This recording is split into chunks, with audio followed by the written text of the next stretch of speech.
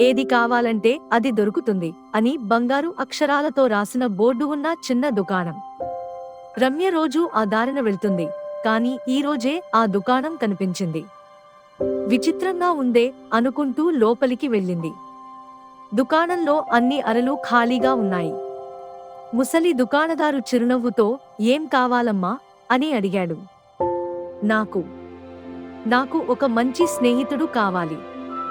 "నిజమైన స్నేహితుడు?" అంది రమ్య సంకోచంగా. "తీసుకో" అన్నాడు దుకాణదారు ఒక చిన్న అద్దం ఇస్తూ. అద్దం అంచులు బంగారంతో చెక్కబడి ఉన్నాయి. అందులో తన ప్రతిబింబమే కనిపించింది. కాని ఆ ప్రతిబింబం నవ్వుతోంది. "నిజమైన స్నేహితుడు నీలోనే ఉన్నాడు.